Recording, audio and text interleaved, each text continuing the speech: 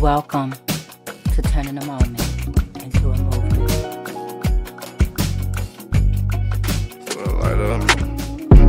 Just let the light up mine.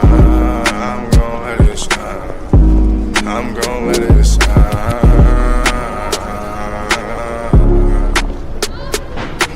Just let the light up mine. Just let the light up mine. I'm gon' let it shine.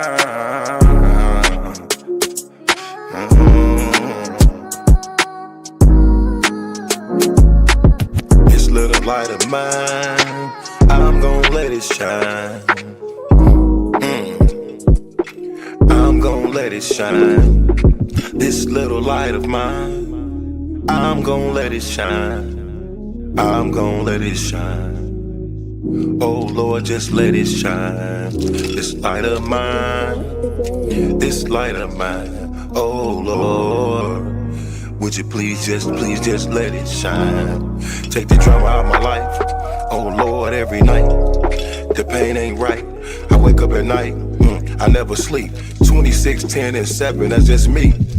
Every day I need a little seed. I need a little fresh air, man, I need to breathe. All I know is trauma, all I know is tickets. All I know is no visit, all I know is a mission to get straight up out of prison.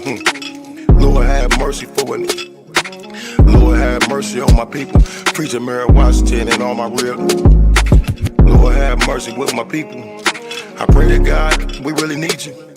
When I was down bad, when things weren't going right, every time I prayed at night, I put my hands up in my face. I said, Lord have mercy, little light of mine. Lord God, please let it shine. It's the drama that I live in my life. I swear to God, I was a bad guy every night. 10 toes down, salute. Everybody suffering, everybody who trying to make a way. Everybody looking for the sky, everybody looking for that piece of pie. In a law library, I know what that feel like. Hoping that somebody get active and involved in your situation. Man, pop your collar and pray. Cause Lord have mercy on my soul. And they make bad guy father get out soon. And the rest of those brothers who be mobbing to child each morning. Oh man, I ain't going to this afternoon. Man, I'ma miss dinner today. I got a couple noodles. You know what that feel like? You know what it is. And if you a victim of a wrongful conviction, suffered and served by Ken Worthy, then I know that you know what that pain feel like. And your mama know what that pain feel like. Your father know what that pain feel like. With that light, let that little shine. Let that light shine, a little light of mine. Bad guy, Doughboy Week, all these great people in this great world of ours. 10 toes down, salute. I appreciate you, bad guy. I appreciate you, Week. I appreciate the tech. I appreciate everybody in the studio. We gonna pop off that LV. Ooh-wee. Cause that's what they be liking to see. But I hope you hear the missing when you see me fresh. Salute.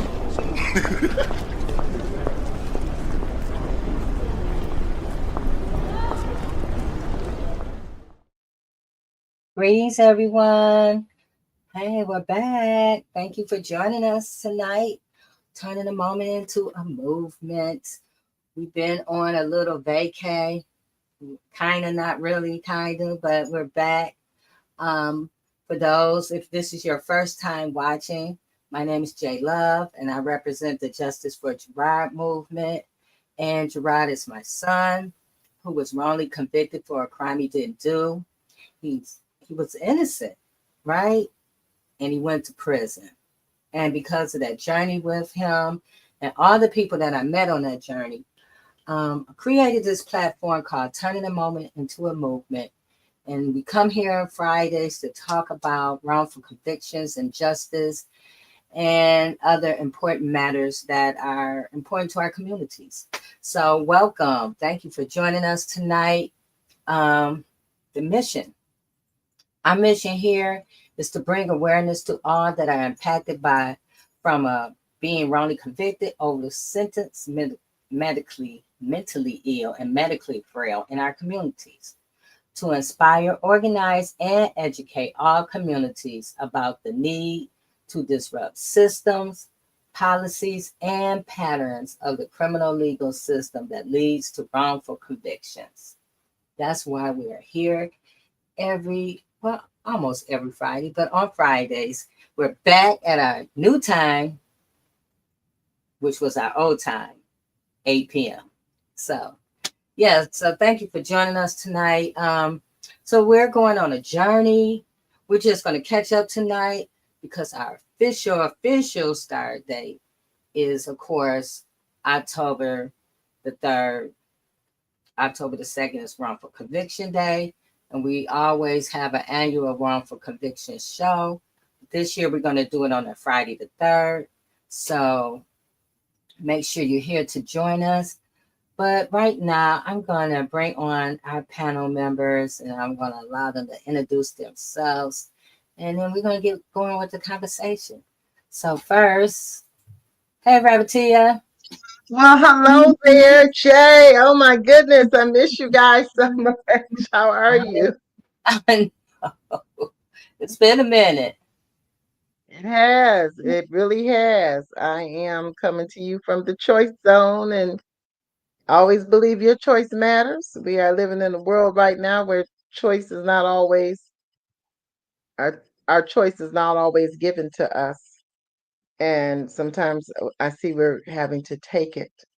I'm so glad to be here, representing turning a moment into a movement as we begin to move forward in faith, knowing that what we stand upon is going to happen and that it's happening right now. And even when we don't see it and even when we don't feel it, we can know that all things are still working together for our absolute good. And so I just thank you for allowing me to share today and be a part. I'm ready for this season, and I believe we are called to a time like this. Thank you so much. Oh, you're welcome. Rabbitia, tell them what you do. Well, I counsel. I'm a psychologist by day. So I work with domestic people who are involved in domestic violence right now. I'm also I do that on the side, and I do counseling and life coaching on the side. Day to day, I am an analyst for mental health, and I've been doing that. I'm doing that. That's a fresh new start for me. Um, well, I've done it before, but I'm at it again. So I'm in the mental health all the time, Yeah. helping people with trauma, helping people change their narrative, helping people get through life's challenges, and really take life by the horn and decide what do they really want. What do you really want out of life, and do it and do it. Yeah. And when can they contact you, Rabbitia, if they want to have some type of services? Okay, so if you want some service, if you want to come my way, and if you're ready to work now, it's not. I'm not going to just be nice. I'm nice, but I'm going to, make sure that you really address the shadow work. So you can reach me at thechoicezone.com. You can also email me at Tia Taylor at thechoicezone.com. And my work number is 248-667-8009. Yeah. So if you guys are struggling with something, you want to do some work, get in contact with Rabbitia. And especially if you've been hurt by law enforcement or law agencies, Yeah. we got to heal from that. Yes. That's a whole Mhm. conversation in itself, Rabbitia. Yeah, it's time to heal. Yes. And next, Leslie, new kid on the block. Well, not so new, but new. Hey, Leslie. She's muted. I was muted. Sorry about that. I was talking up a storm. You missed it. Yes, thank you for having me. I always feel um blessed to learn about what other people are doing in the movement. You know, I'm one of those people who thinks that we all have something to give to whatever, movement, and this is the moment. Right now. We're Yeah. being pushed, so everybody's being pushed off the couch, and Mhm. so I'm glad to be here with you all. I am a poet and a journalist by um, and a marketer by trade, but I started a few years ago what's called the Albert Williams Voting Corner on behalf of my great grand uncle, who was the first voting rights martyr. He was martyred by the sheriff. The sheriff kidnapped him, the sheriff and the police chief, and never was seen again alive. And that was in 1940 Tennessee. And what's interesting about that is it doesn't look the same, but it's still happening, right? So I just have a little cousin that was just unalived by the Lansing Police Department in August. So, 4 generations away. So, and then I read something about, it's, I forgot who originally said it, but it said that, for Black, or doctors are to Black women what police are to Black men. So I often see the relationship between those really deep systems, the health systems, and the carceral prison industrial complex, and all of those injustice systems have a lot of those deep strongholds on people like us. And Yeah. so those are two things that I try to do advocacy and so basically using the talents that God has given me to lend however I can to these current injustices. So, Yeah. and if you want to learn more, About to say. yeah, just go to lesliemcgraw.com or the albertwilliamsvotingcorner.com. Um, and I'm on, all the socials, so the LinkedIn, Facebook, and Instagram, and Pinterest, all of the, and TikTok. I'm back on TikTok. They ran me off of TikTok, y'all, but I'm back. So I'm back. And that's Albert with an E. Yes.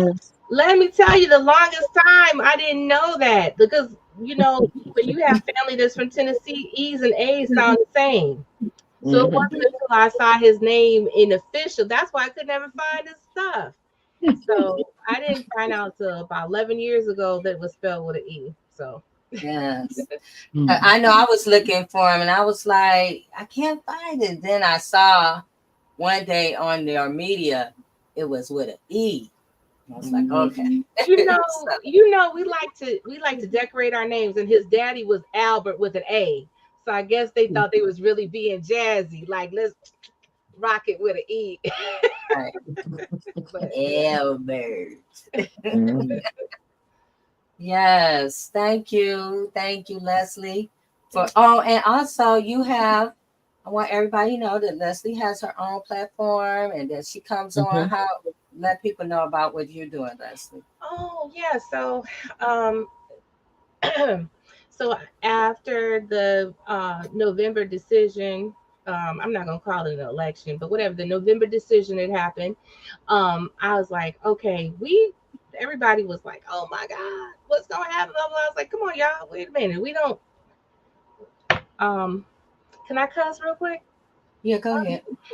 Real quick. So when I was a kid, the older kids used to say that was the thing. Ain't no hoe in my blood, right? So like, ain't no hoe in our blood. Like, you know what I'm saying? We know what to do when we have things that are going against us.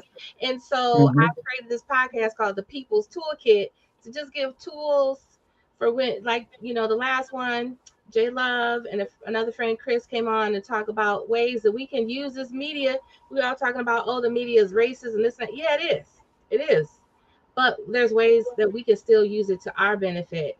And so we got a restorative justice talk on October 10th, and in December we're going to have a reparations talk, because when we have the masses that are talking about what's big for the populace, like we need to talk about whatever as Jimmy Kimmel's and whatever else is, our conversations about reparations and stuff get wiped off the slate, and they can't, because we long overdue.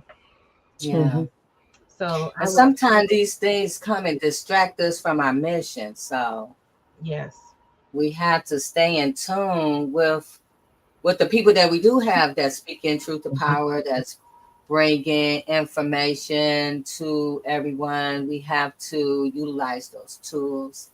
And it might not be on a large network, but just find your space or find the people. I listen to a lot of people, across the board, just because I want to know what you're saying. And then I want to know what the people over here are saying, like, so I can make my own sound decisions. So yeah. And never worry about, don't worry about who's looking or who you see like and stuff, because let me tell you, sometimes I've gone to church and everybody knew something, and like, because I may have posted it online on a Saturday, I got 2 likes. So if that's the case, then why did everybody at church already know? Right. Because they Me and run Robert their Tia, mouth. me and Robert Tia can attest to that. I have 0 things, and then I walk in the door, and everybody like, "Hey, I heard you guys, or I listened to you guys, or I saw your post, whatever." So just keep doing it. Just keep pushing the content. Just Right. keep. It might look like it's 1 or 2, but no, Mhm. it's probably Exactly. not. So yeah. Thank you, Leslie. So Welcome. Marcus is in Africa, and it's Oh. like, yeah, he's on his healing journey in Africa with Mass Live. And so Mhm. he's gonna pop on. So I'm just letting everybody know, for those who listening, if you hear a male voice and later on in this conversation, that's Marcus. Mhm. And I think it's like 3 a.m. or something in Kenya. Yeah. So Depends on what. he, Is he in Ghana? he's in Kenya. In Kenya. Okay. Mhm. So he's Yeah. going to pop on. He texted me and said, "Hey, I'm going to pop on." So we'll look Mhm. forward to having a conversation with Marcus and just see Africa through his eyes. Yes, the motherland. Yeah. Oh, wow. Yes. And so, last but certainly not least, welcome to the stage, our champion Yes. for justice, Trisha Duckworth. Oh, wait a minute. Hold on, you guys. Hold on. Let me do this right. Hold Yeah. on. Got put the sound on there. Yes. Hold on, Trisha. Hold on, girl.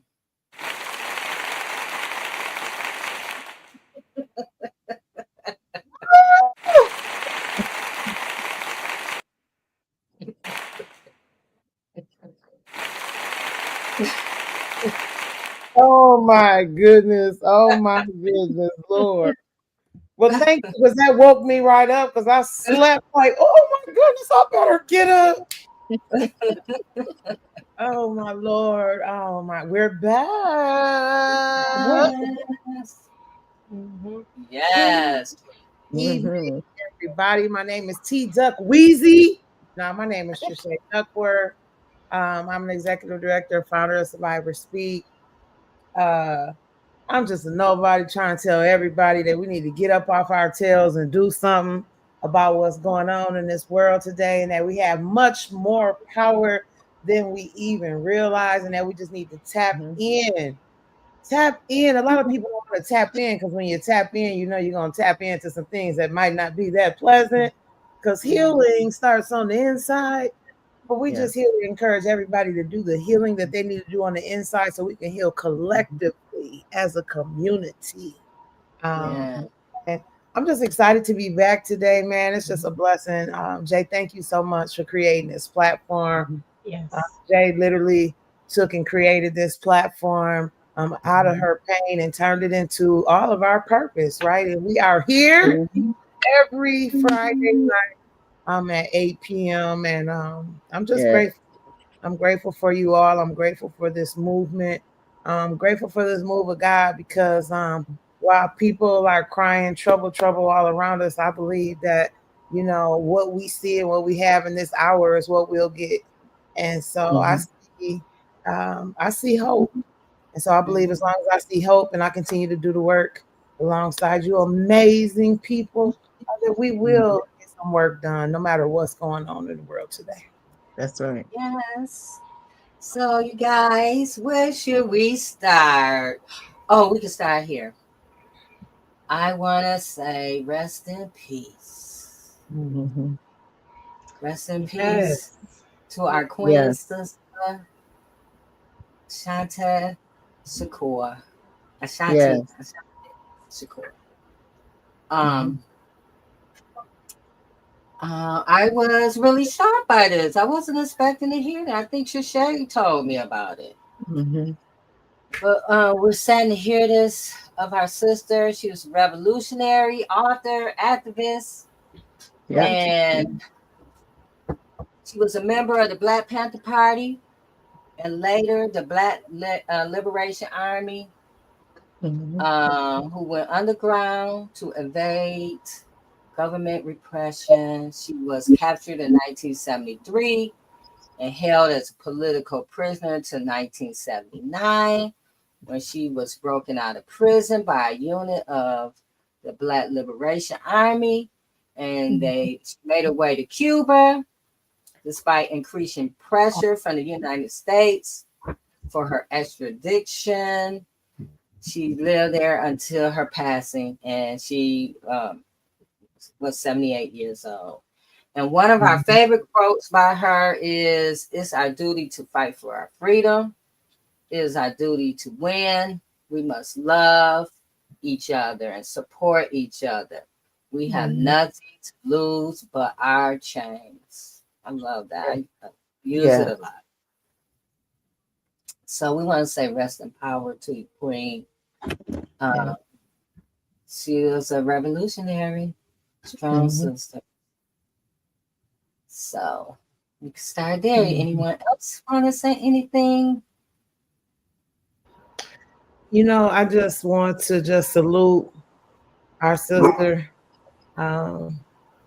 for just standing in the face of adversity. A lot of people find it hard to stand in the midst of the face of adversity and injustice, and to be able to do that and to stand tall and to continue to teach and to continue to share with upcoming revolutionaries, and her just giving her life. I can't imagine how it felt to be just displaced because you had to be. You couldn't go somewhere because you wanted to be. You left here because you had to, running for your life from these systems of oppression. So just salute to our sister and prayers up for her entire family. Yeah. Yeah. Yeah. I Yeah. what I've always really admired about her is here she was part of, what a lot of history recalls as militant or whatever. So she was saying, it's our duty to fight for this freedom and everything. But she still retained that love for each other. You know what I'm saying? She retained that love for herself and for others, but also she promoted love. And a lot of times we see one without the other, you know. So there is a loving way. I feel like that's part of her legacy. That was a blueprint for a loving way and to love each other, but still demand justice and freedom. Yes. Mhm. Yeah. And too, when you look at her life and you look at today, and I'm so glad you started with this, Jay, because I don't think we acknowledge our own history has to be acknowledged within our own homes first. And we need to take out time to really look at what has happened before. And look at she had at that time $1 million FBI for her arrest just because they were talking about freedom and because they were they said that she was a part of a murder. And I think it's important when we look back at these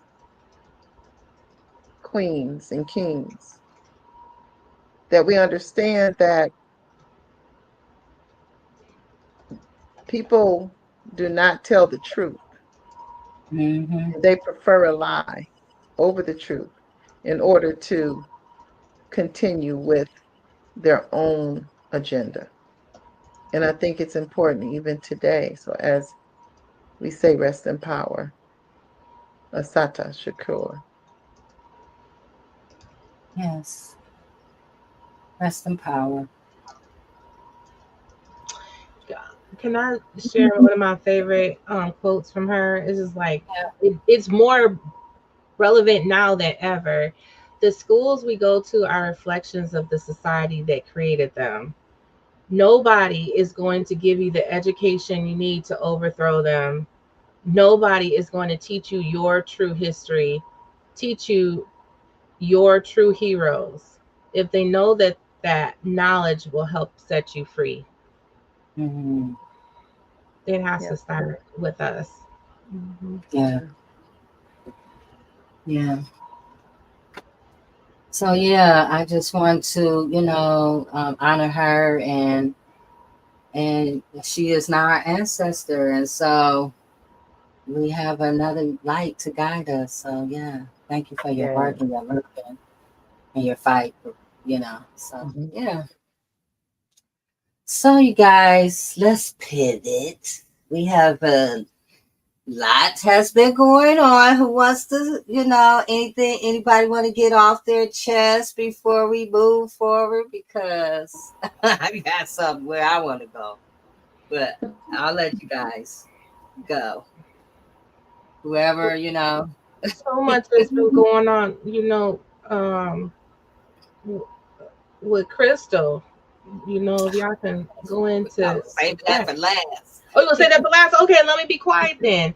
Sorry, but what's Go ahead. interesting? No, go ahead. We can do. We can hit Crystal now. No, it's. I was gonna say was that um, what's interesting is so many people are so clueless about once you throw somebody away, it's like they off to jail or prison, whatever. That's done, and they wipe their hands. It's like we throw people away, and so it's just amazing how many people just don't know Or anything don't want to know. about, don't want to know, or think Yeah. that if they, what I used to hear when I was a kid, if you do the crime, do the time, and then that's um not then that's not even talking about wrongful convictions. But even if Mhm. somebody's not wrongfully convicted, they're still a person. And I've been just appalled, even what I thought I knew a lot, but just even Mhm. still in the last few months and last year, learning so much, like what we allow, it says so much about us. We can Yes. consider ourselves Mhm. liberal, progressive, what all these little titles, People's Party, whatever we want to call ourselves. We can't Mhm. truly be that if we allow this type of rigmarole to happen. Mhm. Mm-hmm. People dying from really preventable crap. Yeah. Then I think in New York there was like 70% of the prisons in this heat wave we had this summer was they had no air. Yeah. Why is somebody saying why can't you know? Yeah. So I'm just like what we allow. It's not by what we allow for the best or for the most top Mhm.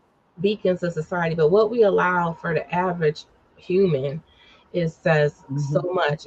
And I it makes me I hate I'm usually pretty positive, but it makes me feel very cynical about all the layers of leadership throughout the state, you know, because Mm-hmm. why do we allow such craziness? Mhm. I want Mhm. to say, I want to piggyback on what you just said, Leslie. We do live in a disposable society. Everybody, Mhm. everything, and everybody is so easily discarded. You know, we've been talking about Crystal since probably 2022. Mhm. It's 2025, almost 2026, right? Trisha and I literally are on a test thread with legislators every day. As a matter of Mhm. fact, I sent a text today, and I'm going to tell you, not one response.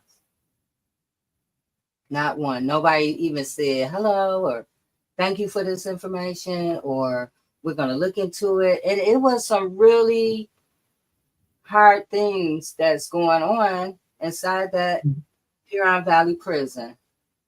And not one of them said anything because she's so easily disposable Yeah. in their mindsets. No, I'm going to say in their actions. Yeah. Their actions are showing us this.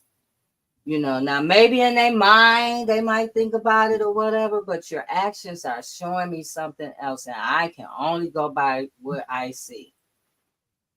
Right. We have been, and I'm going to play a video tonight because I want to dissect it. I Mm-hmm. want to get to the nitty gritty because we got to start. I feel like we got to start putting folks on blast. Trisha already said, let's put people on blast, but Yeah. yeah, it's time. It is time because this has gone on too long. And when we're talking about Crystal is just the door opener to all the stuff that's really going on inside that place. Mm-hmm. I talked to an attorney today, and she told me that she has been in there because her clients, she had clients inside of Huron Valley that she was Mm-hmm. helping them regain custody of their children, women, children, right?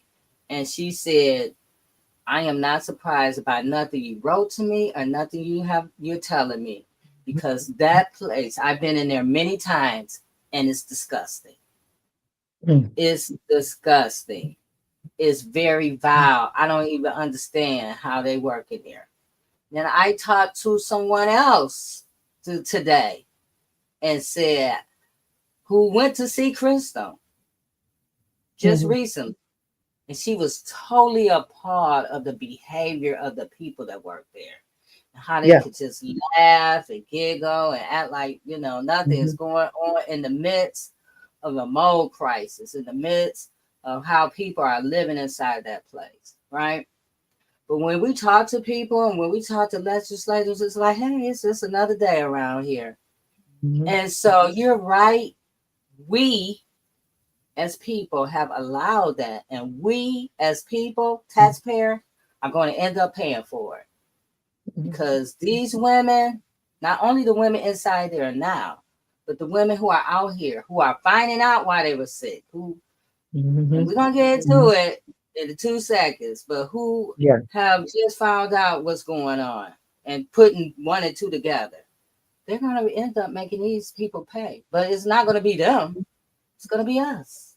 Yes. And so we have allowed this to grow. Some of us, our peoples, our aunties, our cousins, our sisters, Mm-hmm. our mothers are in that place, and we don't say nothing. Do we know what's going on in there? Yeah. Then we go back to the quote, what we just said. It is our duty. Mm-hmm. It is our duty to fight for our freedom. Mm-hmm. It is our duty to win. We must love each other. We have nothing to lose but our change. Go ahead, Reverend, because I see you got something to say. Yeah. You know what? I'm all in it because what is happening behind bars is just horrific. And I understand, the holy frustration that activists experience because the leaders are moving so slow. And there's always some reason why they can't do this or can't do that. And all of it generally is because they don't want to step on somebody else's toes. And so this whole problem has been exasperating. Mm-hmm. And it's like, when are they going to wake up? And I believe we could have change quickly if we got rid of lobbyists, number one. And number two, if they only got paid for listening to us. What is the point?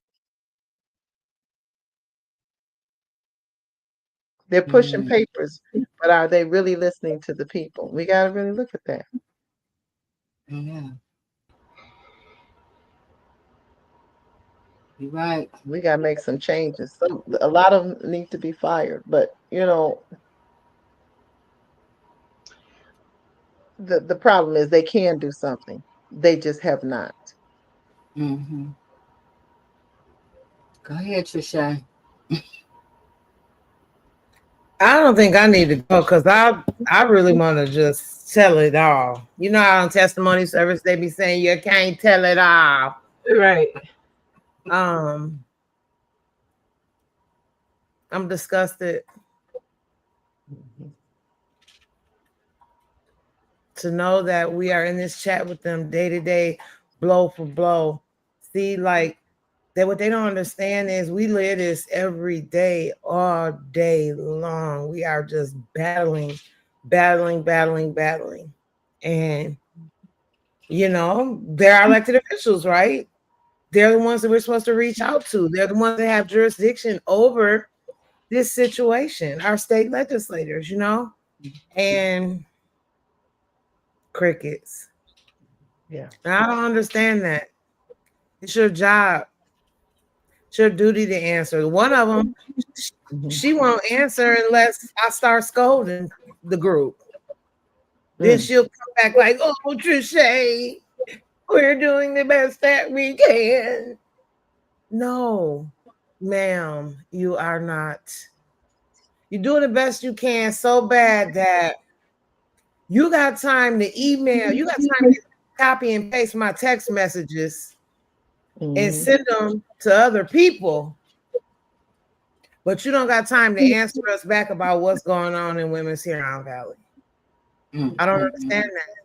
I don't understand how you want to make me the villain in your story when you the villain in ours. Really, to be honest. 2022, we've been reaching out to them since. And I'm telling you, I'm going to put a video together and I'm going to put their pictures up and I'm going to say everybody who knew. Because at this point, these are all the people that are complicit with the crimes that are these are crimes that are taking place in Women's Huron Valley Prison. Yeah. And legislators are being complicit to these crimes. And how are they doing that? Because they are allowing these people to gaslight and lie to them. And then they will have the nerve to come, our elected officials, turn around and come tell us what the lies are. Why would you come back and tell me, regurgitate and tell me the lies that they're saying when we've given you all the evidence? When you have all of the evidence, then you are armed with what you're needed to go in there and hold them accountable. I don't understand that. I don't understand how when they had that big meeting back on the 5th or the 9th or whenever they had that meeting, that they were allowing them to gaslight them when I sent them proof that the chief medical officer literally lied and said that in May of 2025 they tested Crystal and she didn't have no aspergillus. Now, how she had it in 2017, 2021, 2023, in August of 2025, but in May of 2025, mysteriously it left for 3 months. Nah, you lied. You lied. You participated in a cover-up, and now our elected officials, and that's why I'm so upset because, yes, Congresswoman Dingle, I sent her the copies of the lies. And instead, she'll go in there and tell Crystal, oh, you're not gonna die. If this woman tell you that in her body she feel like she gonna die, and then you gonna tell her she not gonna die, but then sit there and rub elbows and laugh and whisper back and forth during that whole meeting with Heidi Washington, you tell me how we didn't send you in there to be rubbing elbows with them people. We asked you to go in there, Debbie Dingle, and hold them accountable. Stop playing games with us. But what I do know is that we're going to be taking a look at all of these legislators, because if they don't care about humanity because somebody is in prison, then they do not deserve to sit in those seats. There is no reason why 3 years later we still talking about this and we had no action. And I'm going to be quiet right now.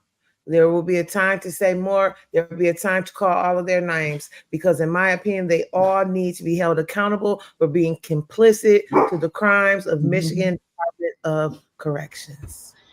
Yes. So, Yes. so when I'm listening to you, what comes to mind is yes, they are hired, they're elected officials to do this, but the reason they can get away with not doing is because not enough people are pressuring them. Because I've seen the way when, like, seemingly stupid stuff. Oh, wait a minute. Somebody says from Prison Nation, when I was at Huron Valley in 1998, it was men then. It was nasty and cold water too.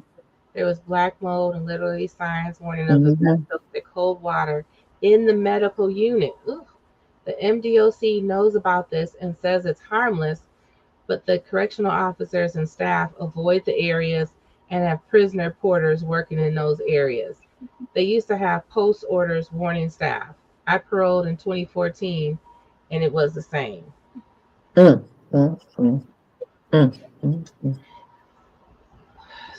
Yeah. Yeah, I think it's they don't want to. Thank you. They know. I think they don't want. I think a lot of people have been crying out. I think they've gotten letters. I think this is just another one of those demonstrations of showing us that we are not important and that the people who are behind bars, the people are not important. So I don't think they want to. I don't think they want to be accountable. And I don't think they have a heart for the people. You can't tell me after looking at Crystal, seeing the reports, and not only her, but knowing the reports of others, seeing the conditions, knowing the conditions, you cannot tell me that there was nothing you could do. So I just want to say that I want to play this video. I want to play this video and then I'm going to expose the evidence. So tonight, we're going to... You guys put on your seatbelt because here we go. But the determination is made by the local county prosecutor. Thank you. Minority Vice Chair Miller. Thank you, Kyle, for being here. Going back to your point on the women's Huron correctional facilities, it was mentioned that the last audit was done in 2017, I believe.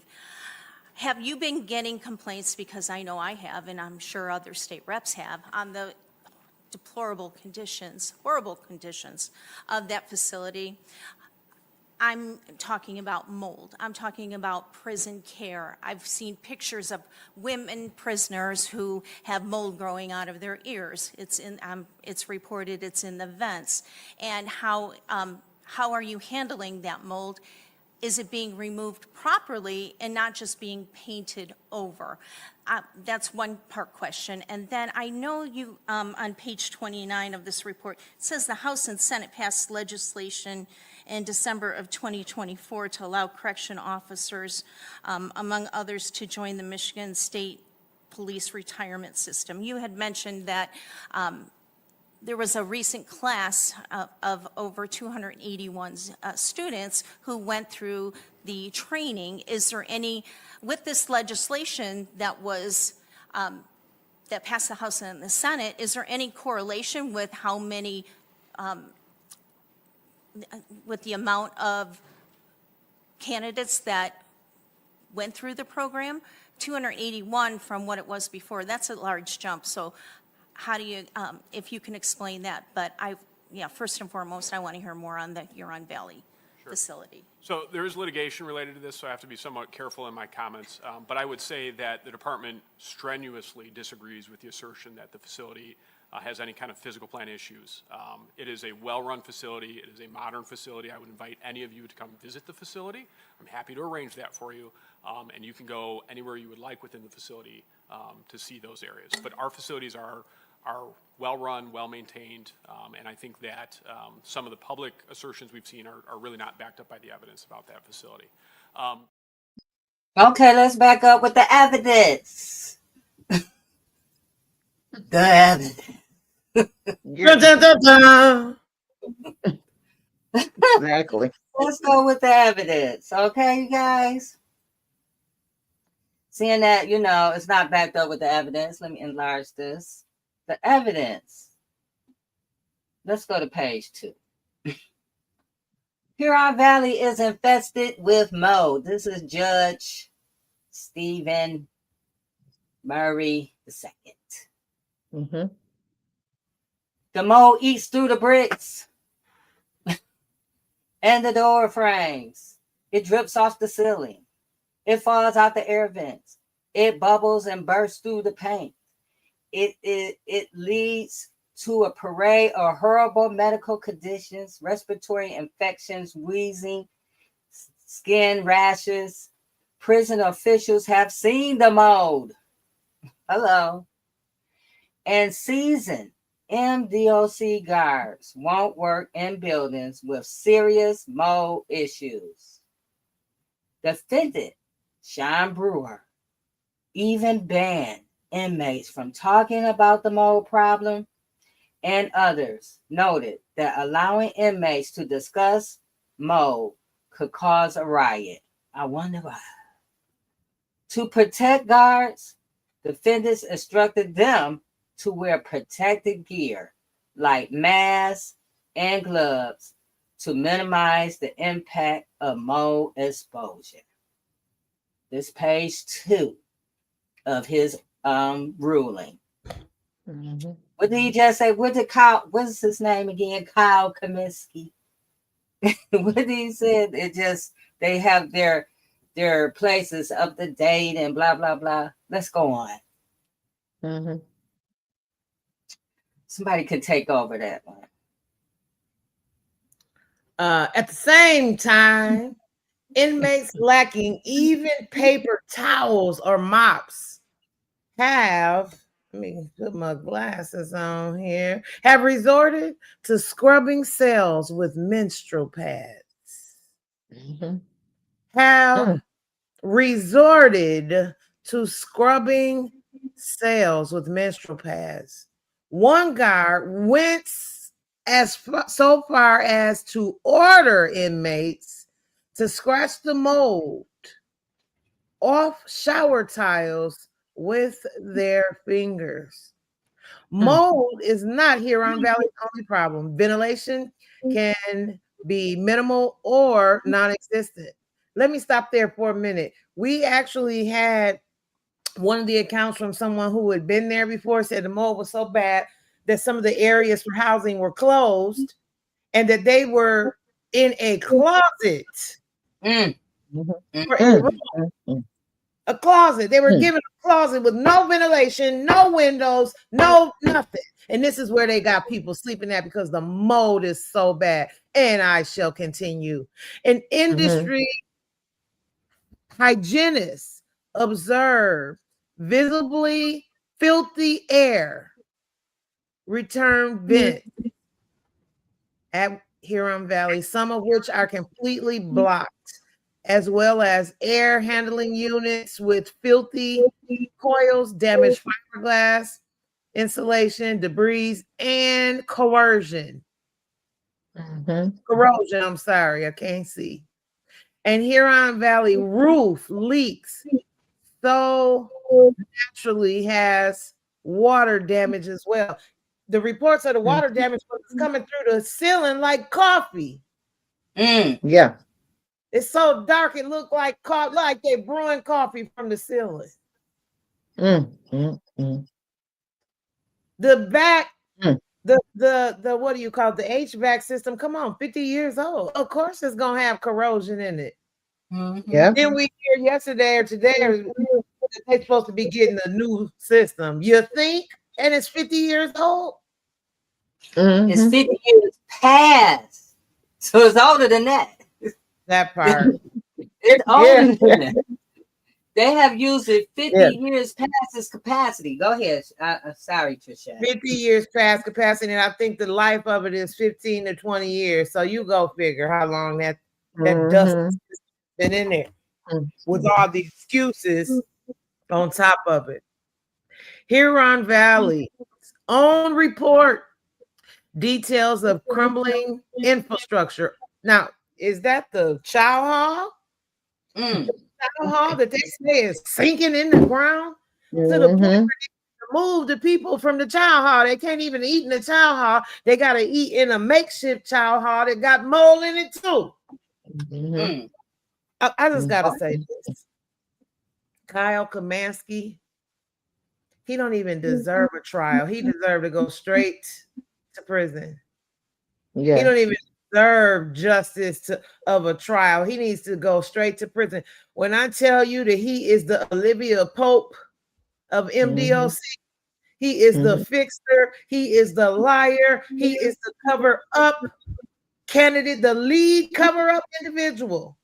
That he would sit there on May the 6th, 2025 and lie to them people. But ironically, that date was the same date they said Crystal was tested for mold and came back negative. So May the 6th was full of lies.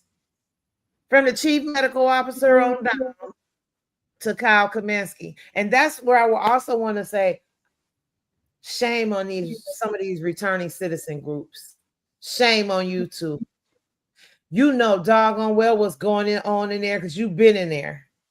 And you would allow the gaslighting and the lies to your siblings that are locked away where you have once been yourself to see how hard it is to make it through that type of situation. You know the medical neglect yourself firsthand because you've been through it. You sit there in silence. And why do you sit there in silence? Because most of you are in MDOC's budget. So you don't want to sacrifice your money. So you said bump a human life. Shame on you. You ought to be ashamed of yourself, calling yourself running or parading around like, oh, you this great returning citizen group. No, you're not. A great returning citizen group would know the conditions that they lived in, would know the conditions that their siblings live in, and not sacrifice justice for a relationship. We don't do that. We build relationships, but we will not sacrifice them. We will not sacrifice justice for a relationship. Come on, man. Somebody else want to go? I can't find my glasses right now. Okay. Instead of fixing. Oh, okay. We're at the last paragraph. Instead of fixing the conditions, defendants focused on concealing issues before inspections. They removed around 20 buckets that had been catching water in the law library and shower curtains that had been protecting books so that the inspectors would not examine the problem more closely. They painted over mold and corrosion, rust damage in the middle of the night to conceal those findings. And that was right before the morning inspection. And they waited until hours before an inspection to finally replace visibly filthy air filters. 2 years after the start of this case. You want me to go with the complaint? Go ahead. The complaint, plaintiffs Paula Bailey, Crystal Clark, and Hope Zentz sued in 2019. Each plaintiff alleged various ailments attributable to the poor conditions at Huron Valley. As noted above, the court takes those allegations as true. Bailey suffered from sneezing, constant coughing, shortness of breath, wheezing, dry, scaly skin, nosebleeds, weight gain, muscle cramping, headaches, hair loss, rashes that would blister and scar, chest pain, fatigue, frequent upper respiratory infections, and difficulty breathing issues. In the shower, brown and black mold dripped onto Bailey's face and body and visibly scarred her. Bailey developed a respiratory infection for several months in 2018. And after her release from prison in 2021, nurses confirmed that Bailey's medical conditions were caused by the poor ventilation and related mold at Huron Valley. During her time at Huron Valley, Bailey's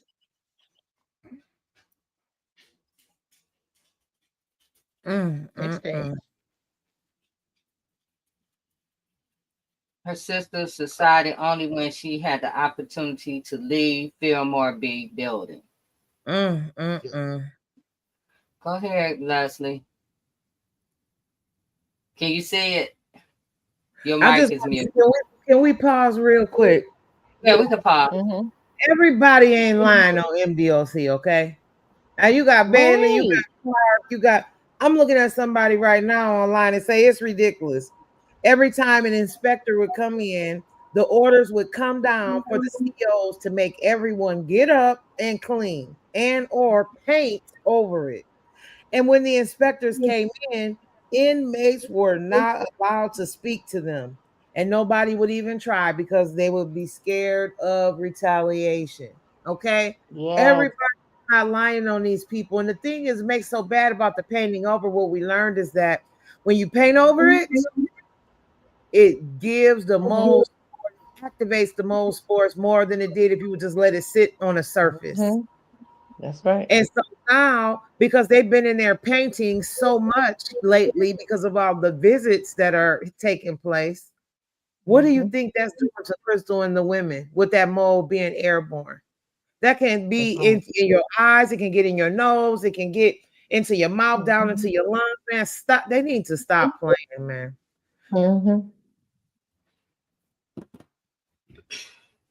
I got my glasses now. I can continue to read if y'all won't. I want to read Prison Nation. We're on Clark. Prison Nation. I don't know who that guy was talking and denying a problem, but Huron Valley was part of the consent decrees along with, and these probably are other facilities, SP, SM, MR, and Riverside. I've been at all of those places and saw firsthand.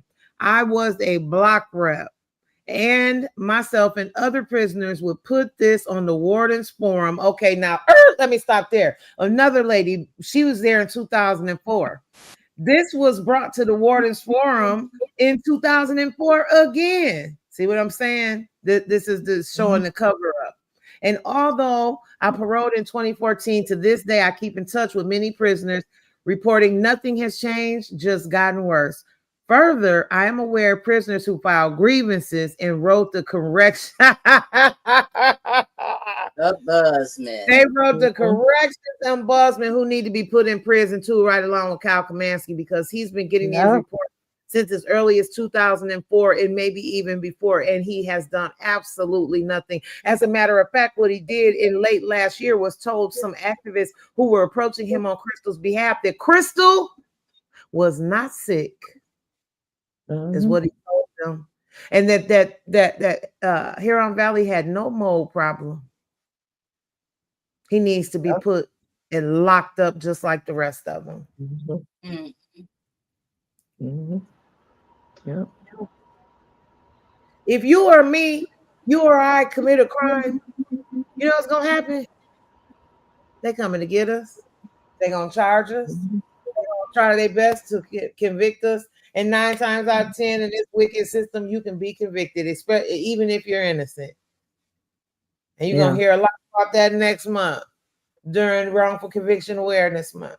But the lies, the blatant, complicit behaviors of their staff, of Heidi Washington, of our governor, of these elected officials, of these returning citizen groups who are hobnobbing with the MDOC for their budgets, all of them are complicit in these crimes.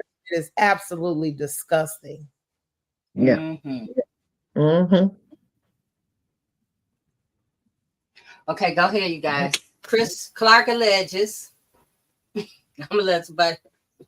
Clark alleged similar symptoms: severe respiratory issues, uncontrollable asthma, shortness of breath, breakouts on her face, rashes on her arms, legs, and ankles, weight gain, nosebleeds, incessant coughing, headaches, dizziness, bacterial infections, severe eye infections that have resulted in having to wear an eye patch, and most recently, ear infections that cause hearing loss and a white residue to grow and leak from her ears.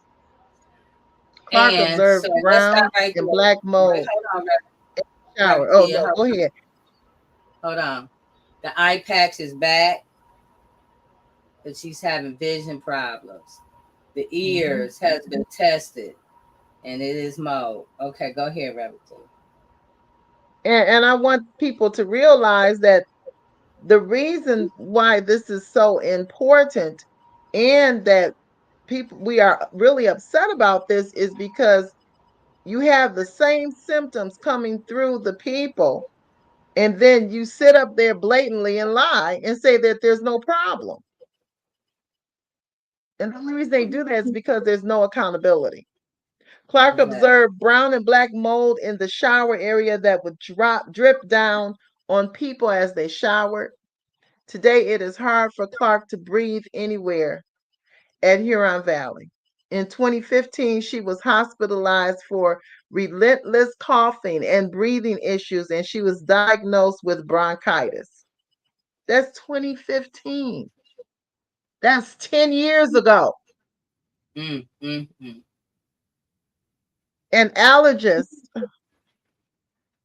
has since confirmed that Clark has a severe allergy to mold and that her symptoms are due to mold exposure at Huron Valley. Dr. Tran at Huron Valley has said that Clark probably won't heal until she leaves the facility. Clark has been diagnosed with pneumonia twice while at Huron Valley, and she is on 3 different inhalers and 6 different medications to cope with her symptoms. Can we pause there real quick and just say right quick that she can't even have her respiratory inhalers. They took her inhaler when the doggone specialist said that she should have it on her at all times. So this is what I'm saying. Is the games they play, and they know that she needs this inhaler to be able to get those rescue breaths. And the fact that they would take it is criminal as well. Yes. And they told her today, I want to add this, that they don't have to do what the doctor says. They don't have to follow what the doctor says. Okay, go ahead, Reverend. That's not the first time they said that, and I've witnessed that with my own child. Yeah. Yeah, this is. They do not have to, like, even if you have like if she had come there with diagnosis and a health plan, MDOC doesn't have to follow that. Let me tell you, MDOC, it'd be different if laws drives medical so-called laws, his medical records upon entry, because he went in there with a condition and he went in there with, these are the things he's going to need. And guess what? They would start giving him times instead of giving him the infusion he needed. But we're going to go on. Go on, Reverend. Yeah, you know what? And as I read this is, if this is not collective premeditated murder. Thank you. And exactly. We need to be going after these people, because you can't, how this is not okay. So it says, like Bailey and Clark, Zen suffers from the following: rash, a continuous cough, sore and scratchy throat, severe sinus issues that she suffered with since entering the unit in 2011. Mental fogginess, dizziness, vision problems, hair loss. Next page. Nosebleeds, lethargy, body cramps, and nausea. Zen suffered from a 2-month-long nose infection coupled with eye twitching, vision problems, and dizziness. The same year, she developed a rash of hard bumps filled with liquid across her arms, legs, and stomach. After several months, the rash crept onto her neck and face, accompanied with extreme itching. Zentz was ultimately diagnosed with a fungal infection on her face. Zentz's symptoms tend to subside when she goes outside. The procedural background: 4 years after being sued, defendants moved for judgment on the pleadings, and the court granted the motion. The court dismissed the constitutional claims because of qualified immunity and found that the right to be free from exposure to mold that poses a serious risk to an incarcerated person's health or safety was not clearly established in the Sixth Circuit. In doing so, however, the court gave plaintiffs permission to file an amended complaint because the presence of mold, to the extent it contributes to inadequate and unhealthy ventilation systems in prisons, could support a claim of unsanitary prison conditions and inadequate ventilation. Can we stop right there and just say that the judge that ruled in that case was a Black woman? Yeah. And denied those women. They could have had justice back then. When was that? 2022 when it was first? I want to say 2019. 2019, yeah. It just goes to show how this crime is really, the complicity in these crimes are just across systems.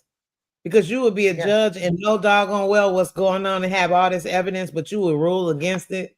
Shame on you, ma'am. And we're going to be posting your picture soon so everybody in the whole world can know who allowed people to die, who allowed Miss Teresa and the others to die on their watch, is this wicked judge. That's right. That's right. Mm-mm-mm.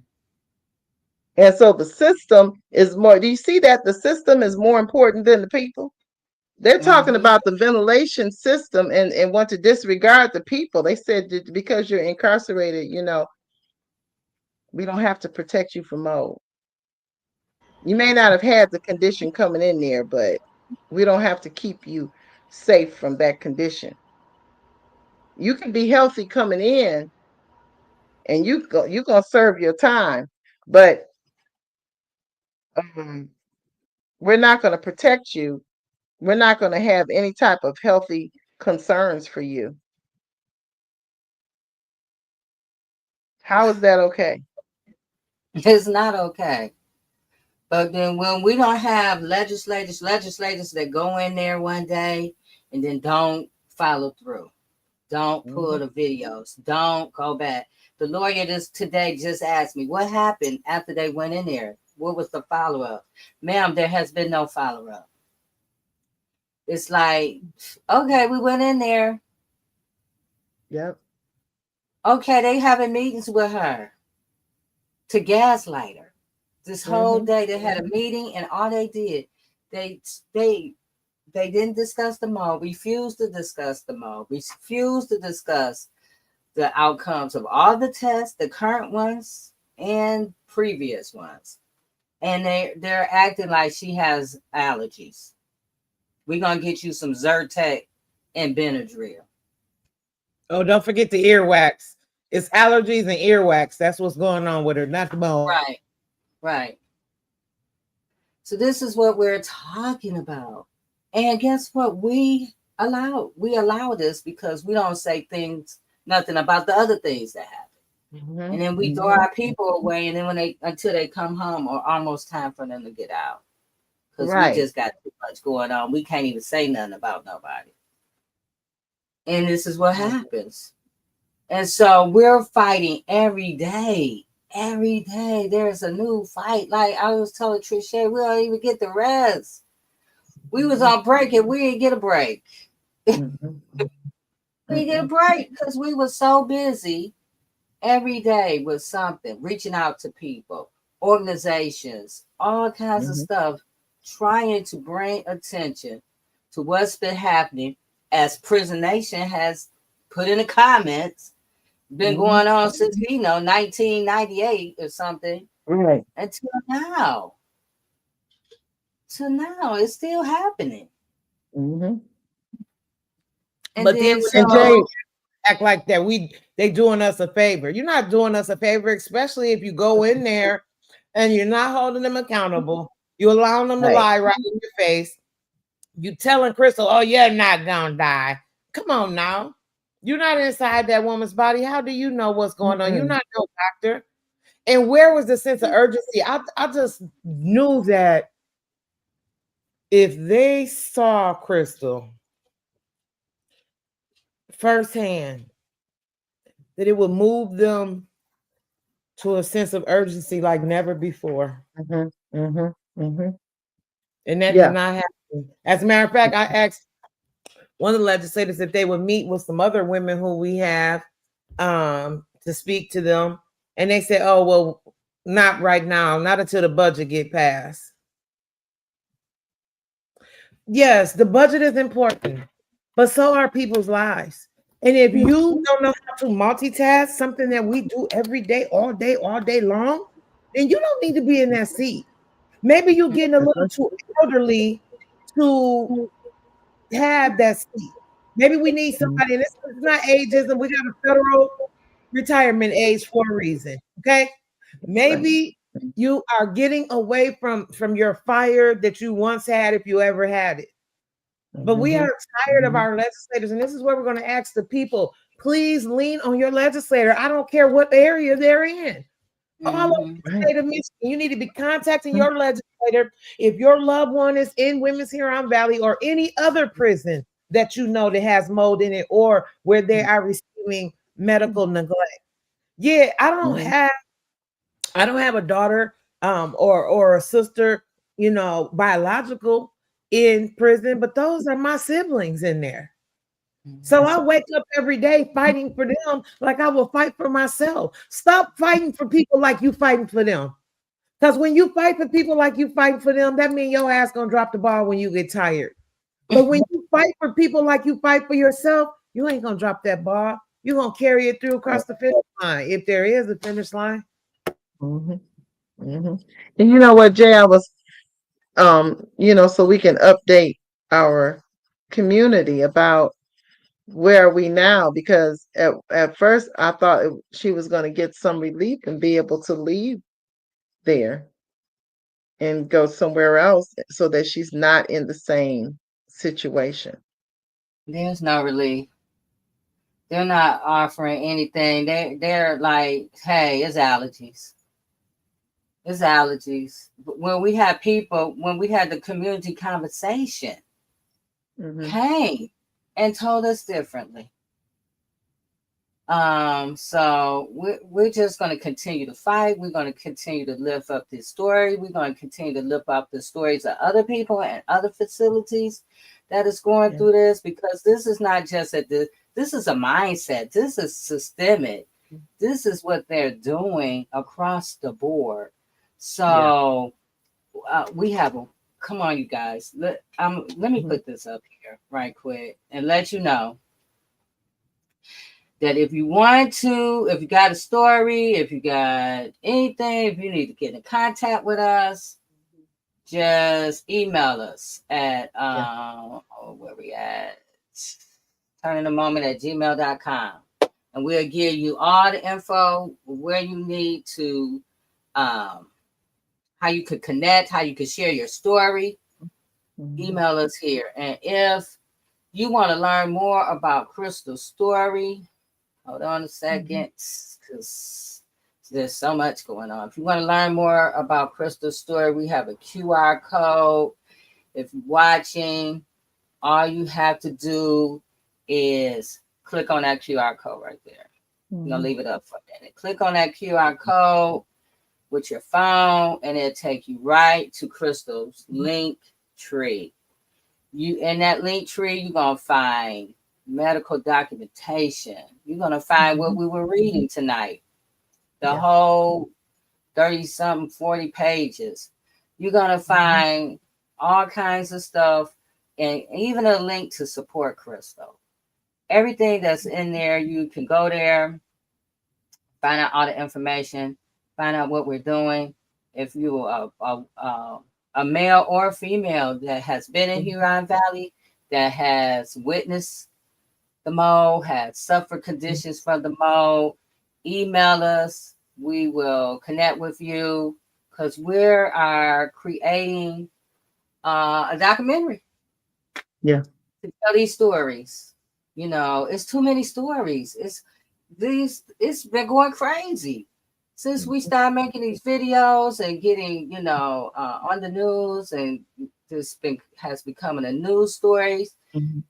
These stories has been coming to us like crazy. It's not a Yep. day that we don't get a story or we don't get somebody talking about their experience at Huron Valley. So Mhm. the QR code up in the corner up top, click on that, it'll take you straight there. Or go to Fighting for Crystal Linktree, and you can, for those who are listening, Fighting for Crystal Linktree, and you will find everything regarding Crystal. Mhm. So, okay. And next month, we're going to go in deep on this. We're Yeah. going to have specialists coming on. We got attorneys coming on, civil rights attorney. We got a person that specializes in these kind of situations that won a $43 million verdict that's going to come on and talk about, you know, these kind of conditions. We also have a person that's coming on who has experienced this mold situation as an employee. So, Yeah. those are the things that we just want you guys to look forward to. I want to play this other video tonight, you guys, before we leave, because I was listening to it earlier the other day, and it's just, when I heard it, it just made me think about today, what's going on. Hold on. Yeah. I'm going to be honest enough to tell you that I'm worried about America. Yeah. I'm worried about our nation because it's sick with racism still. Just think about the fact that we live in a nation which was founded on the principle that all men are created equal. And yet men are still arguing over whether the color of a man's skin determines the content of his character. And I believe that the Lord told me to say to the United States of America that is sick with militarism and is sick with excessive materialism. Have you ever thought about it? There are between 38 and 50 million people in the United States of America who are poverty-stricken, make an income less than the poverty level. And yet, this is the richest nation in the history of the world. Our national gross product this year will go beyond $800 billion. And yet, there are between 38 and 50 million people who are poverty-stricken. Now, something wrong. A lot of people are afraid to say it. But I don't mind saying it. You see, somebody said to me the other night, don't you think, Dr. King, you are going to have to start speaking more in terms of the administration's policy? Because since you started talking against the war in Vietnam, it's hurt the budget of your organization, and people who once respected you don't respect you anymore. And I had to look over and say, sir, I'm sorry, but you don't know me. I'm not a consensus leader. I don't determine what is right and wrong by looking at the budget of my organization, and I don't determine what is right and wrong by taking a Gallup poll of the majority opinion. And so, because there's something wrong, our struggle must continue. And what we must see is that our nation's summers of riots are caused by our nation's winters of delay. That's it. Amen. I hope those groups that are taking money from MDOC are listening to this. Mm-hmm. That was just a description of exactly what is going on. People sacrificing justice for relationships and money. Yep. That's right. That's right. That's right. Yeah, And we still, can't go sellouts. ahead. Yeah, go ahead. I said, we got to stop selling out like that. I mean, this is a very tender time in our history, and so you know, going after money is not helping the collective. And it's time we have to shine the light on those people who do that. Well, so I will also say, so it starts with this idea of lack. When it's around what we need to do for people who are poor, or especially black, or whatever, it's always put in this, like, it's either this or that. You know what I'm saying? We can either feed Mm-hmm. you or house you. You got to choose. And Mm-hmm. that's if we can't get out of that. So, like, we have enough money, we have enough resources so that we can fund the places for reentry Mm-hmm. and treat people better than a dog. Well, I shouldn't say dog, because I know some people in this room treat dogs better than humans, but we're not gonna go there. I don't treat you better than humans. I just I'm just saying, so that's really what that's saying. Like, why is it that those are the choices that either I have to focus on, either there's enough resources to help people that are so-called doing the right thing and trying to get their life on track, or treating, like, that should have never been political. Whether somebody is if somebody is living in a place of rehabilitation and the facility is inadequate for them to breathe, then they need to be moved to another location. That's not a policy. That's not a legislation. That's Mm-mm. human decency. That's Yes. right. Mm-hmm. Mm-hmm. Yes, That's and right. still, what Dr. King was saying, there are these people 38 to um 50 50 million. Mm-hmm. still Mm-hmm. eat today. It's still 35.9 million people living in poverty. So hasn't much changed Mm-mm. in 60 years That's right. almost. People are still struggling. However, the gross national product has changed. It is 200. I mean, it's 23,561.70 billion dollars. And we've never had this many billionaires. We have two people that are competing to see who will be the first trillionaire. Right. We've never had this type of ridiculous, like, this many people that are billionaires. Uh, uh, and then it's like, not saying that you can't be a billionaire and a good person, but it's not a lot. And it got so bad that when I saw baby girl Walton, Sam Walton's daughter, Mm-hmm. made it Mm-hmm. up back to the top woman grossing, I said, oh, that's better than than the other one. You know what I'm saying? That's how we are. And it's making it, they make Walmart look good.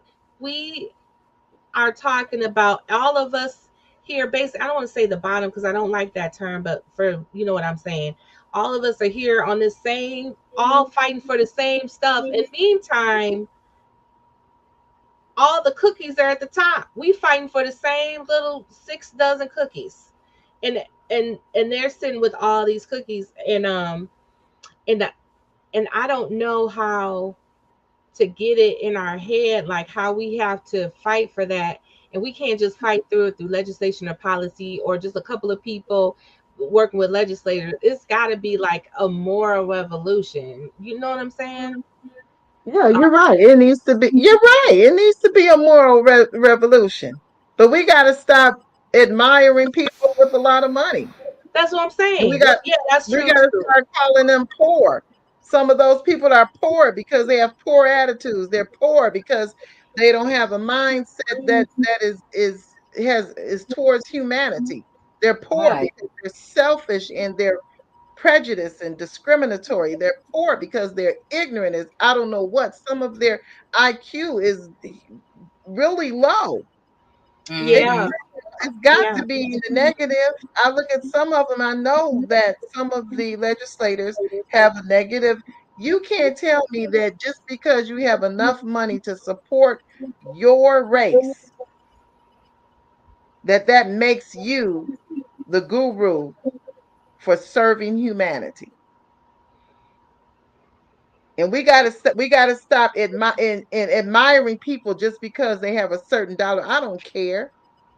I don't care if you have $1 billion. I don't care if you have $1 million. You're not sharing. You're not building up the community. You're But tearing it that's down. our money anyways, is what I guess I'm saying. That's our money that these billionaires, that money isn't coming off of thin air. They're not That's earning right. it. That's our money. Like Amazon is in trouble right now because there were people that got tricked into getting the Amazon Prime. I was one of them, and they're doing a class action lawsuit right now. There's Amazon has got a lot of their money the so-called right way, but then there's also some unscrupulous practices too, where they took money from poor people. Yeah. You know what I'm But they saying? also look how they treated their work. Look how they treat their workers. Oh, I was done when that woman said she was so sick and she had COVID, and they said she couldn't go home for the day, and she ended up dying in the bathroom. Remember that? The beginning of COVID. I said, oh wow, this is ridiculous. Yes, that's why the drivers on strike. They got them in these hot trucks. They got those people working all day long and can't take a break. It's worse than working in a plant, working at where it is a plant, but it's Until we worse than stop. in an auto plant working at Amazon, so they can meet these ridiculous goals of having your stuff within a day or a couple of hours or whatever. It's just crazy. But then right now we have more millionaires as well, more than ever. More people are millionaires now. Yeah. And so yeah. What would happen if we went where we weren't going to order Amazon? What would happen if we didn't order for 3-4 weeks? Well, we've What would tried happen if it went down for 2 or 3 days? But what if we expanded it to 4 weeks so that they could see? We keep the thing that is keeping us from progressing is our own love for things. Yeah, what is and that feeling of inadequacy when we don't have something. Right. So look at what boycotts have done so far. Yeah. So when you intentional, they were intentional with the boycott of Target, right? Target closing stores right now. Have you ever thought that Target, out of all places, would be closing stores? Because we were intentional. Look the other day, Jimmy, and I'm gonna say it's not really about Jimmy Kimmel, right? People were out there because they felt like his freedom of speech was violated, right? And did ABC Disney lost billions in days, not months, not week, in days. They lost billions. So I have said on this platform, other people have said, like, we have to affect the pockets, right? The pockets. We have to really look at it. What is it that we're trying to see? And what is it? What is our ask? What is it that we want? Yes, that part. Right.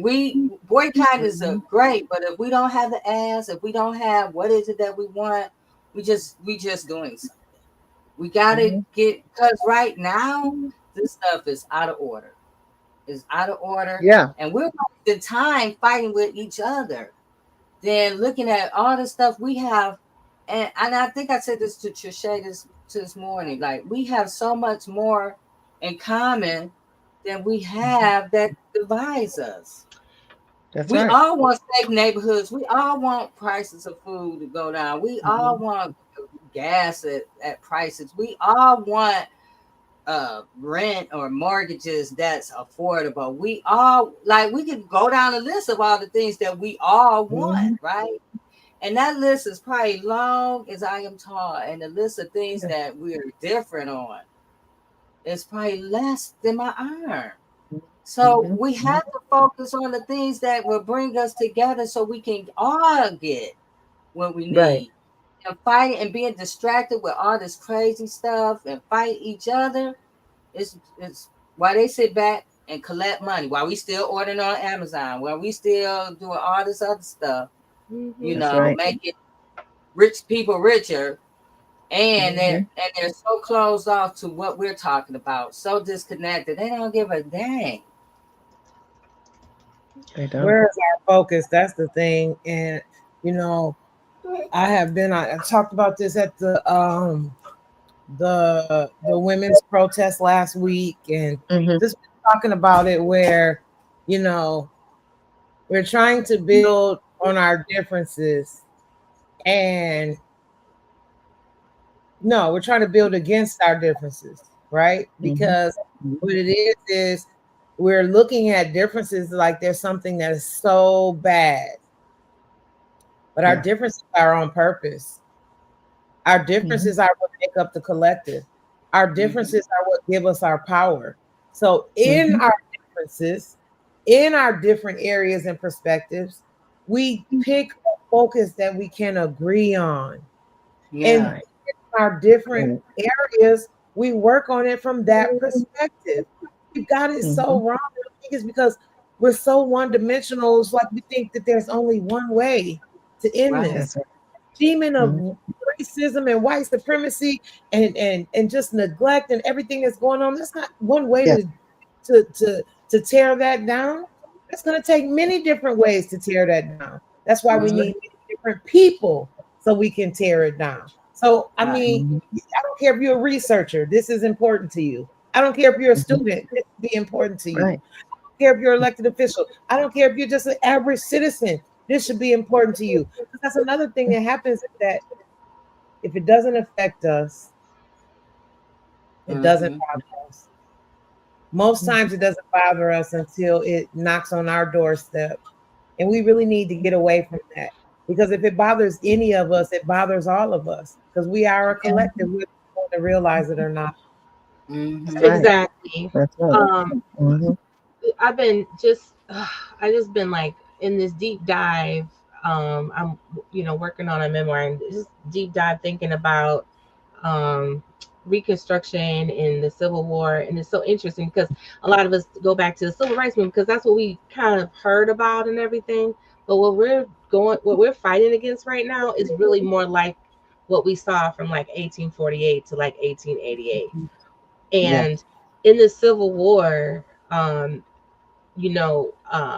was a statement that once said 300,000 slave owners, whatever, but that has been debunked over and over again.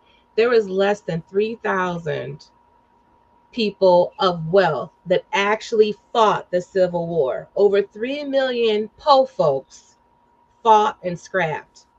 They died and they fought. That was a bloody and intimate war.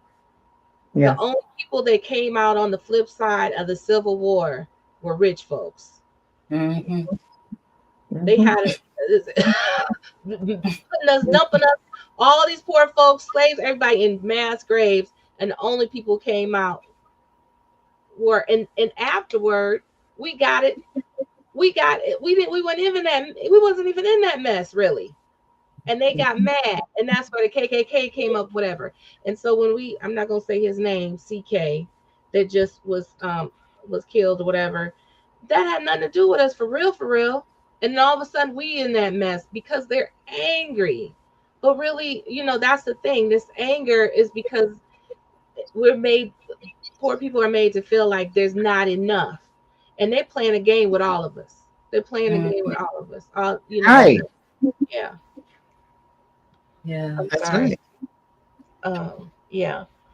So, anyways, I know I got a little bit off topic, but for me, it's like it's not about whether somebody's in prison or whether they live on the South Side or they live in a trailer. Wherever they live, they ought to be able to breathe. Damn. Yeah. Right. You know what I'm saying? That's right. For me. That's a human. We need that as human. We need clean air. And even we have communities. And this is the other part. We have communities where people live where there's disgusting air because of whatever stuff they got on. We have communities that have water that's tainted. And we can go on with we can go on and on with the environmental injustice, right? That's not. And so when we're talking about the environmental injustice, it's in Huron Valley and it's on your block.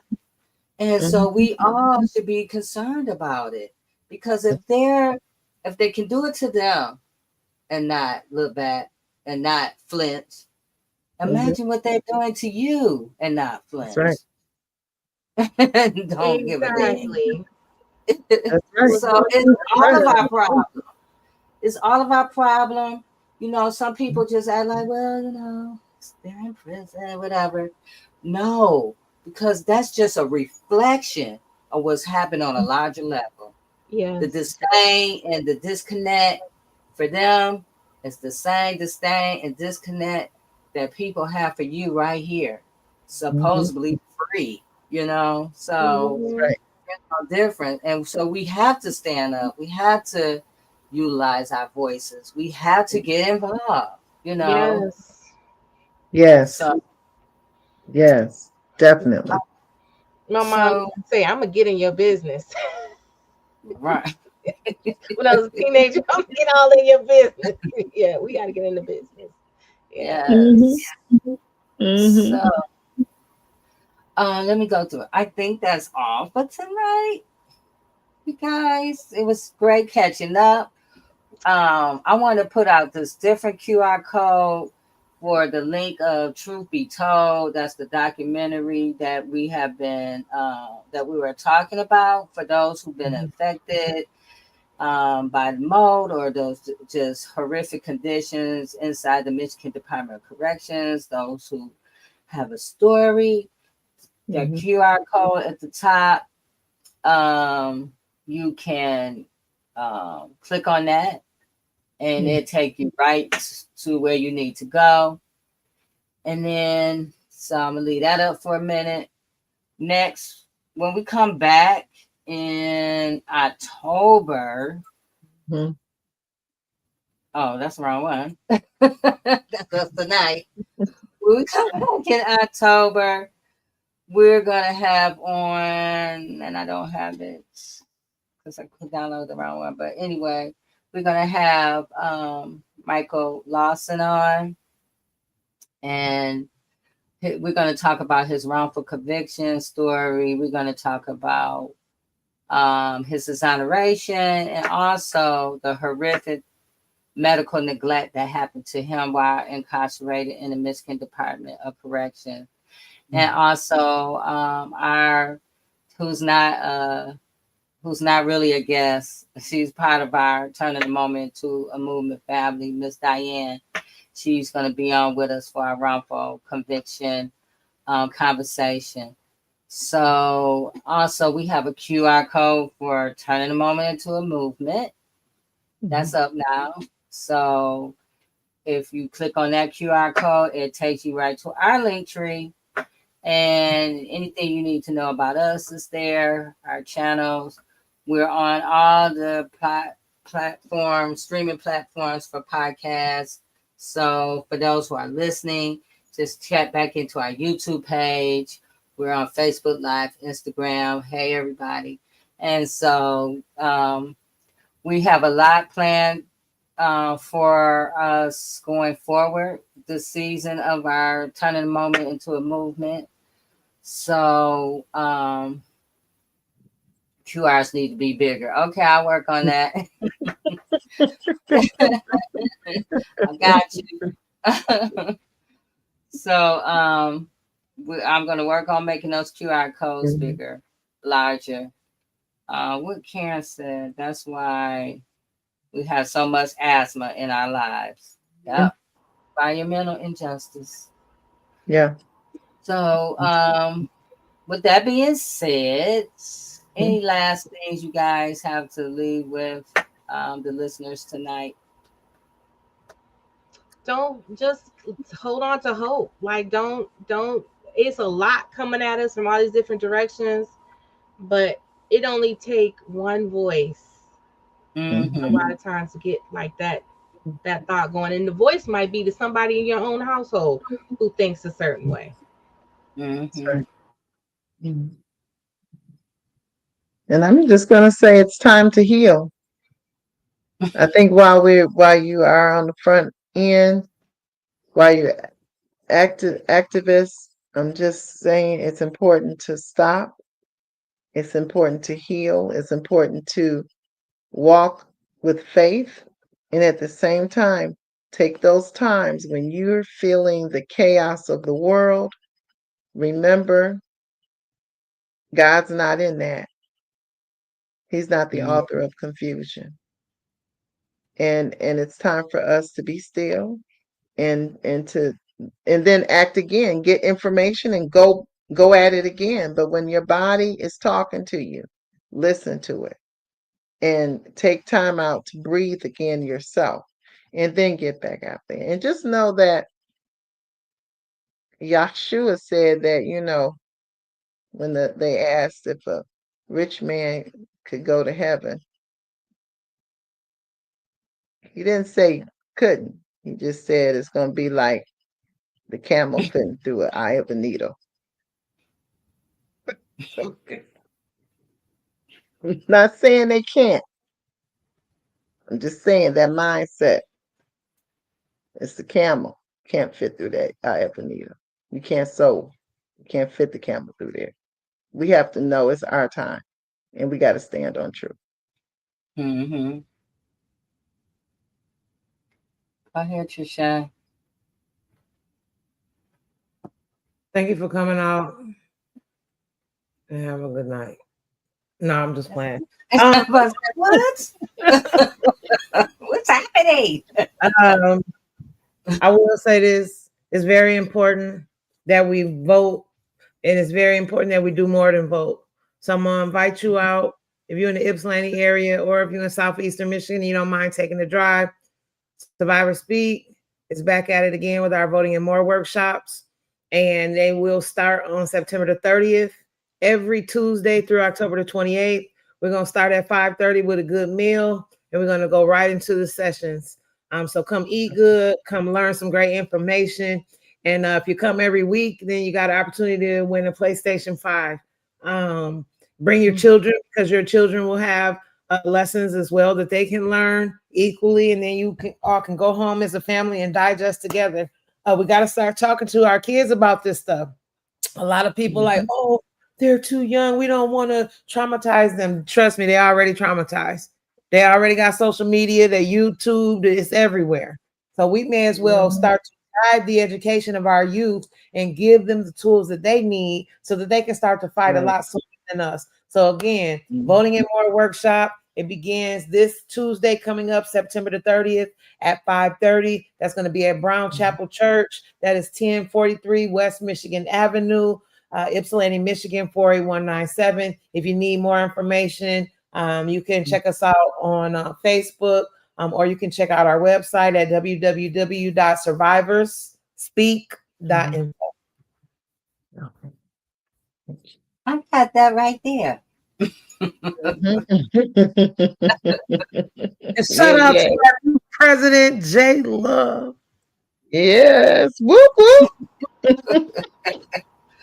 Oh yeah, I was telling Leslie, she was like, "Oh, I got the tea." I was like, "Oh yeah, I don't think that we even said it all, turning a moment into a movement." But yeah.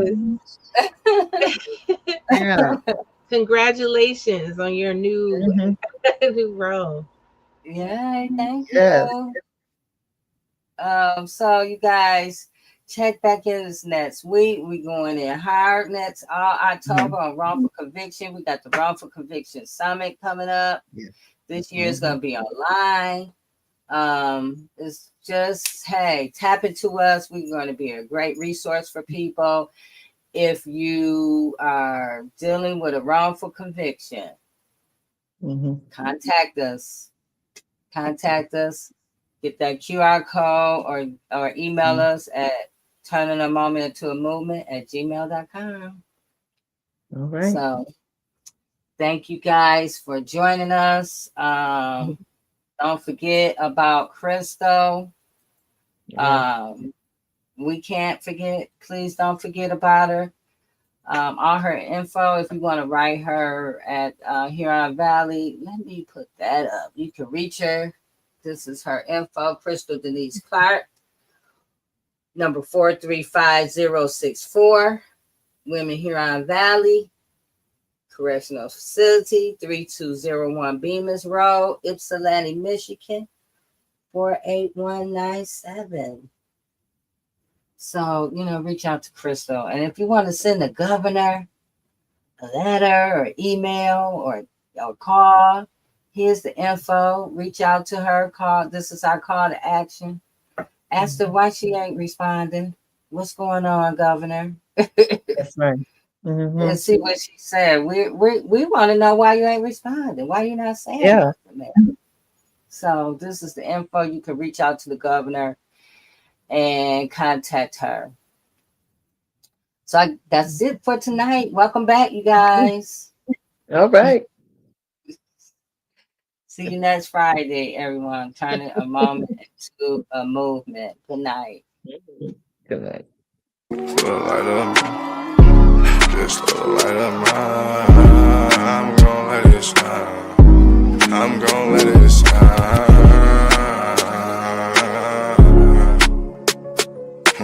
Just a light of mine. Just a light of mine. I'm gonna let it shine.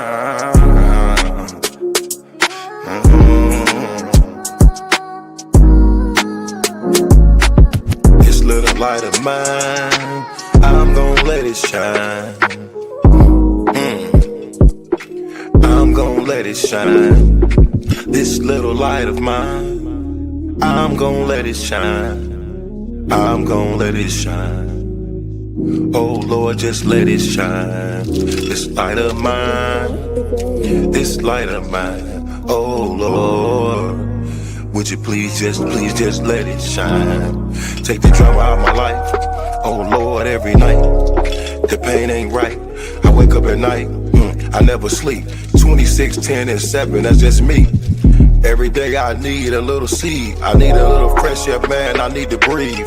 All I know is trauma, all I know is tickets. All I know is no visit. All I know is a mission to get straight up out of prison. Lord have mercy for me. Lord have mercy on my people. Preacher Mary Washington and all my real. Lord have mercy with my people. I pray to God, we really need you. When I was down bad, when things weren't going right, every time I prayed at night, I put my hands up in my face. I said, Lord have mercy, little light of mine. Lord God, please let it shine. It's the drama that I live in my life. I swear to God, I was a bad guy every night. 10 toes down, salute. Everybody suffering, everybody who trying to make a way. Everybody looking for the sky, everybody looking for that piece of pie.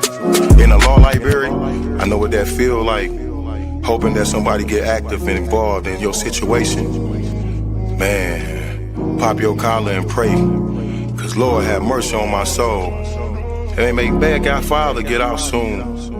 And the rest of those brothers who be mobbing to child each morning. Oh man, I ain't going to this afternoon. Man, I'ma miss dinner today. I got a couple noodles. You know what that feel like? You know what it is.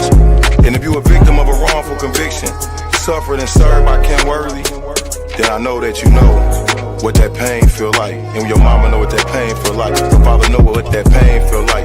With that light, let that little shine. Let that light shine, a little light of mine. Bad guy, Doughboy Week, all these great people in this great world of ours. 10 toes down, salute. I appreciate you, bad guy. I appreciate you, Week. I appreciate the tech. I appreciate everybody in the studio. We gonna pop off that LV. Ooh-wee. Cause that's what they be liking to see. But I hope you hear the miss and then you see me fresh. Salute.